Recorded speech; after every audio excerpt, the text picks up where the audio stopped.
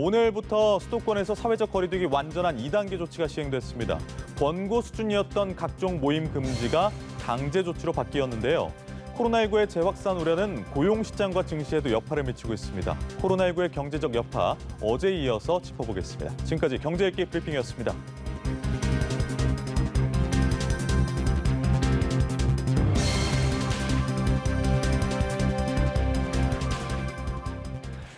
네, 보다 자세한 내용은 김대우의 경제읽기에서 살펴보겠습니다. 오늘도 김대우 박사 자리하셨습니다.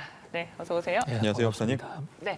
자, 이교욱 앵커가 짚어드린 대로 오늘부터 수도권에서 사회적 거리두기 완전한 2단계 조치가 시행이 됐습니다. 물론 보도로 많이 나가긴 했지만 박사님께서 중요한 조치들을 좀 짚어주신다면요. 네, 오늘 아침 0시부터 이미 사회적 거리두기, 강력한 사회적 거리두기 2단계 조치가 이미 발동이 됐습니다. 가장 중요한 것은 장소나 모임의 여부를 막론하고 실내에서는 50명 이상의 모임 자체가 완전히 불허됩니다. 그러니까 그 중에는 이제 결혼식장 같은 것도 들어있고 장례식장 같은 것도 들어있습니다만은 49명만 만나야 되고 그를 초과할 경우에는 감염법 예방법의 70조 규정에 따라서 처벌을 받는 그런 상황이고요. 실외에서는 100명입니다. 또 이 밖에도 고도 위험군으로 지목이 된 12개 업종, 여기에 대해서는 전면 영업이 금지됩니다. 이를테면 노래방이라든지 또 각종 유흥주점, 댄스홀 이런 등등의 12군데가 일체 영업이 금지됩니다. 이 영업 금지 조치는 일단은 9월 30일까지 이어집니다만은 그 후는 코로나 감염 사태를 보고 추가적으로 재조정을 할 것으로 보입니다. 여러 장소나 행사들 말씀 쭉 해주셨습니다만 그중에서 결혼식이 가장 눈에 띄거든요. 이게 그렇습니다. 50인 이상이 모일 수 없다 보니까 결혼식장 내부에 일하시는 직원분들 빼면 거의 양가에서 직계만 참석해야 되는 그런 상황. 그래서 지금 취소나 연기가 빗발칠 수밖에 없는 그런 상황인데 이렇게 만약에 어기게 되면 주최자나 참석자나 모두 벌금을 내는 상황이어서 정부는 예식업계하고 무위약금 연기나 최소 보증인원 조정을 협의 중인데 이게 양쪽에서 둘 다 좀 고심이 깊을 것 같아요. 어떻습니까? 그렇습니다. 여러 군데 지금 이번에 거리두기 2단계 조처가 적용되는 모든 업종이 사실 여러 가지로 애로사항이 있을 것입니다.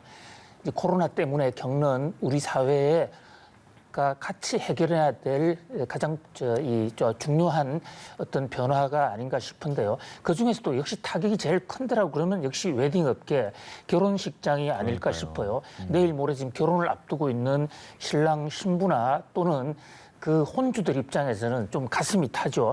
이를테면 300명, 400명 또는 그것보다 훨씬 더 많이 좌석을 예비해 놓고 또 요즘 결혼식장에서는 좌석만 주는 것이 아니라 식사를 제공하고 있지 않습니까? 그렇죠. 과거의 다른 모습인데 그러다 보니까 그 비용도 엄청난데 갑자기 이제 정부가 오늘부터 이 50명 이상은 안 된다 이렇게 하니까 두 가지 선택이 있겠죠. 이 신랑 신부들이나 혼주들 입장에서는요.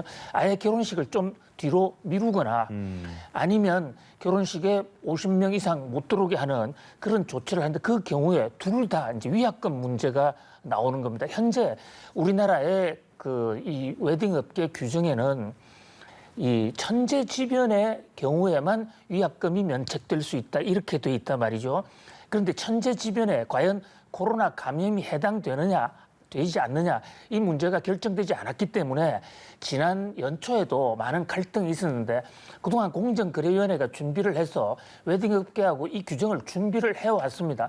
그러나 최종 타결이 되기가 전에 이런 사건이 터지는 바람에 아직도 지금 갈등 요인은 남아있다고 보겠습니다.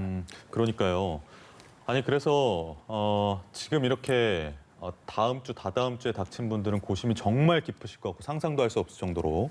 근데 이제 새롭게 예식을 이제 계약하시는 분들은 포스트 코로나 시대에 스몰 웨딩을 좀 선호하는 추세가 새로운 사회 현상으로 좀 자리 잡고 있다고요? 그렇습니다. 우리 사회도 이번 기회에 코로나 때문에 온 것이긴 하지만 우리 사회의 앞날을 위해서도 좀 결혼식 규모를 줄이는 것도 한 방법이 아닐까 싶습니다.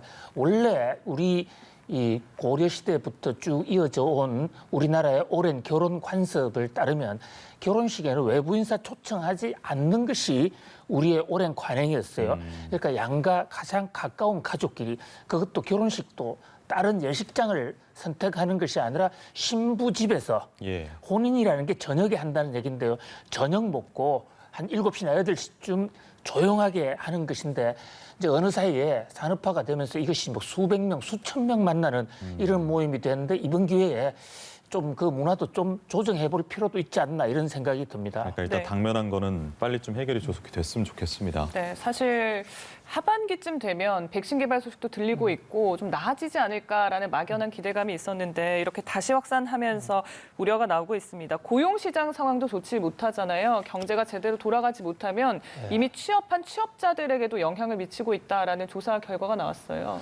그렇습니다. 한국은행 같은 데는 현재 같은 이런 봉쇄 조처 한국은행은 강력하다라고 표시를 했는데 그 강력한 게 2단계인지 3단계인지 언급은 하지 않았습니다만은 어쨌든 이렇게 결혼식도 49명 이하로 해야 되는 이런 상황을 강력하게 볼 수가 있죠.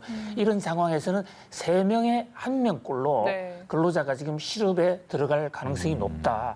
가뜩이나 지금 이 고용 지원금 또 네. 바닥이 나지 않았습니까? 예. 그러다 보니까 사실 지금 근무를 하지 않고 집에서 놀고 있지만은 실업자로 잡히지 않은 숫자가 상당수가 되거든요. 약 30만 명 정도 된다는 지적도 있고 40만 명 설도 있습니다만은 그게 고용유지지원금까지 이제 끝나게 되면 상당히 타격이 있을 것으로 보이고요. 특히 이제 하반기 9월달 되면 우리 졸업하는 대학생들이 사회 첫 자리 직장을 구하는 취업 전선에 나서는데 여기서도 지금 상당히 참담한 그런 소식들이 나오고 있습니다. 그러니까요. 제가 좀 소개해드리면 대기업의 3곳 중 1곳은 채용 계획이 없고요. 예. 중소기업은 절반 수준입니다. 이거 좀 심각한 상황 아니겠습니까? 그렇습니다. 특히 대기업의 경우에는 올해 LG라든지 현대차 이런 곳에서 수시 그 채용 전환을 해버렸거든요. 그러다 보니까 연말이 되기 전까지는 이 회사가 몇 명이나 뽑는지 알 수도 없는 상황이고 네. 그렇다 보니까 졸업하는 대학생들, 구직자들의 걱정이 좀 더 커지고 있는데 기업체 입장에서도 지금 있는 사람도 구조조정을 해야 될 그런 상황에서 과연 얼마나 많이 뽑을 수 있겠는가. 특히 뭐 이 유통업체라든가 직접 대면해서 하는 코로나 쇼크를 직접 받고 있는 쪽에서는 지금 있는 사람도 대규모 해직을 해야 될 그런 상황이거든요. 올 가을 상황은 최악으로 지금 치닫고 있는 것으로 보입니다. 네, 알겠습니다. 저희가 좀 화제를 전환해서요. 급락 일주일 만에 금값이 이제 온스당 달러 2,000선을 넘었습니다. 최근에는 또 워런 버핏 그동안 예. 금을 뭐 거의 돌보듯 하면서 회의론자였는데 예. 금 관련 투자에 나서기도 했어요. 금값이 오늘 아침 새벽에 다시 온스당 2,000달러를 돌파를 해버렸습니다. 온스당 2,000달러라는 것은 사실 어마어마하게 높은 수준이에요. 금태환 제도가 포기될 당시에 온스당 35불이었는데 뭐 엄청나게 올랐죠. 그런데 왜 이렇게 금값이 다시 올랐느냐? 네. 지금 지적하신 대로 워런 버핏 효과도 있습니다. 워런 버핏이라는 사람은 기본적으로 금은 사지 마라. 왜냐하면 금은 스스로 어떤 부가가치를 창출하는 품목이 아니지 않습니까? 기업의 주식을 사면 주식은 회사가 일을 해서 수익을 올릴 수가 있는데 금은 그런 소지가 없기 때문에 그런 금에 투자하는 것은 아주 스투피드한 행동이다. 라고 주장을 해왔는데 본인 자신이 이 워런 버핏이 최근에 금을 엄청나게 구입을 했다는 사실이 이제 드러났어요. 네. 기관 투자자나 대주주들은 일정 시간이 지나면 자기 그 투자한 것을 공개해야 되는데 이제 드러난 거예요. 그런데 저는 워런 버핏 효과보다는 사실 코로나 백신과 금값을 관련을 더 연관을 짓고 싶은데요. 네. 코로나 백신이 불과 한 2주 전만 하더라도 곧 나올 것이다.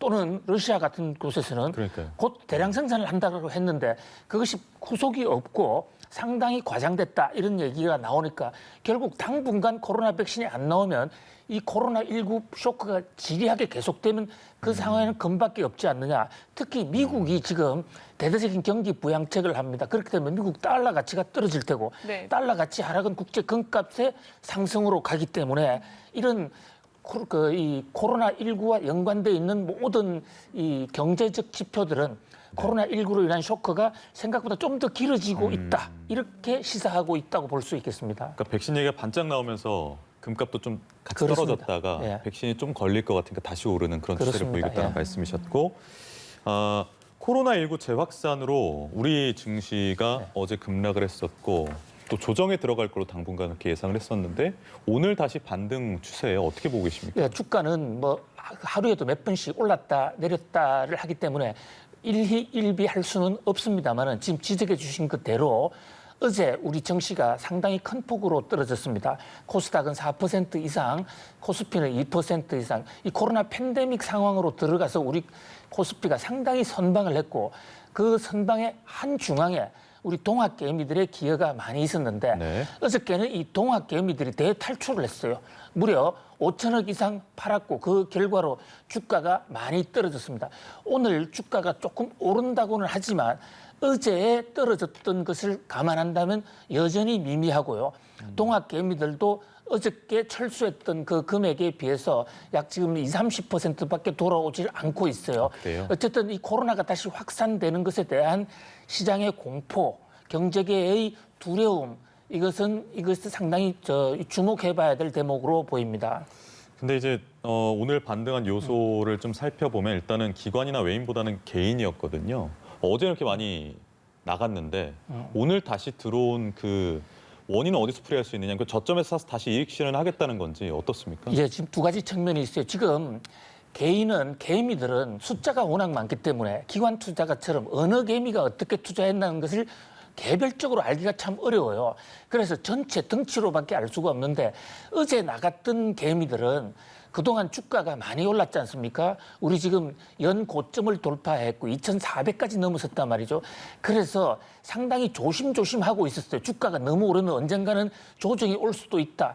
그런 차에 이 코로나 쇼크가 오니까 이번에 좀 이익을 실현하고 좀 빠져 있자라는 세력들일 것으로 보이고요. 입절을 오늘 하군요. 들어온 세력들은 지금 주가가 떨어지면 주식을 사겠다고 하는 이 대기 자금이 무려 52조가 지금 대기하고 있습니다. 네. 이 유동성들이 주가가 떨어지니까 이제는 드디어 찬스가 온 것이 아닌가 하고 들어갔는데 결국 매수 세력과 매도 세력이 어느 쪽이 압도하냐에 따라서 주가 향방은 결정이 될 것으로 보입니다만은 아직까지는 완전히 회복되지 않았습니다. 그러나 전체적으로 우리나라 지금 코스피가 지난 3월 달이나 2월 달처럼 대폭락할 가능성은 동학개미가 있기 때문에 그렇게 높지는 않지 않냐 이런 생각을 해봅니다. 네, 이렇게 우리 증시까지 경제 소식들 김대호 박사와 짚어봤습니다. 네, 오늘 고맙습니다. 감사합니다.